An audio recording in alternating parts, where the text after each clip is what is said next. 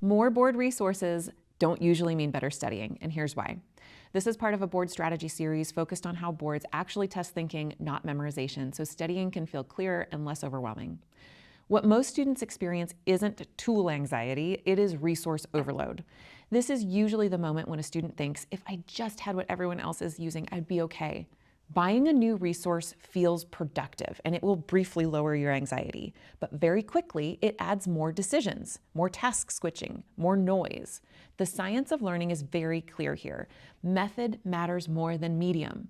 Frequent switching increases cognitive load and disrupts your learning. It's not the tool, it's how and how consistently you use it. So let's simplify this. You don't need 10 resources. You need 3 categories used well. Category 1 is your primary content source. This is where you learn or review concepts. Common examples students use would include a board review video series, a concise review book, a core lecture set that you already trust. Popular examples of this might be a comprehensive board review video platform or a high-yield review book like First Aid. A specialty-specific concise review text can also be helpful, but what matters most here is not which one you choose, it's that you choose one and return to it consistently. Depth beats novelty every time. Category 2 is your question bank. This is the foundation you weave throughout all of your study time. Examples of this include ComBank, TrueLearn, UWorld.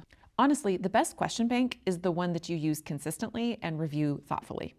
If you like the interface of ComBank over TrueLearn, that's a good enough reason to use one versus the other. If UWorld explanations click for you, that's a good enough reason to choose that one. The goal isn't optimization, it's engagement.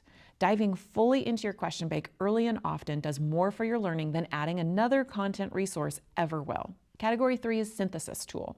This is how you integrate and organize your learning. Examples of this would include one-pagers, Anki, a single digital note system, or it could even be one physical book that becomes your repository. The key rule here is make it a system. Multiple synthesis tools almost always turn into fragmentation. Your synthesis tool doesn't need to be pretty, it needs to be used. A real example is I'll tell you what I used very successfully. I used a combination of ComBank and UWorld for questions, First Aid as my primary review book, and that book became my entire system.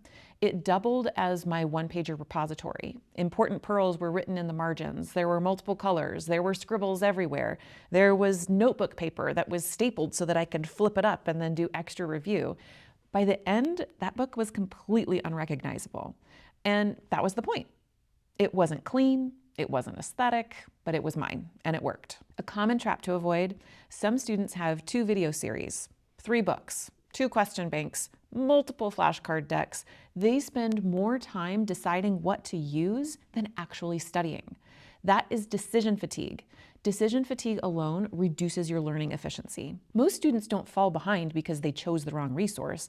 They fall behind because they never stayed with one for long enough to let their learning compound. So we have to reframe this. Honestly, the best question bank is the one that you're going to use consistently and review thoughtfully. The best primary content source is the one that you're going to come back to.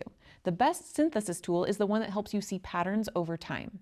You do not need perfect alignment here. You need sufficiency and consistency. One final rule that helps enormously: if you add a new resource, you should remove one. That single rule is going to prevent overload. Notice how much your pressure drops when the goal isn't finding the best setup, it's just building a stable one. Studying will become quieter, more intentional, and more effective. Boards aren't passed by intensity alone, they're passed with strategy and thoughtful execution. I'll see you in the next one.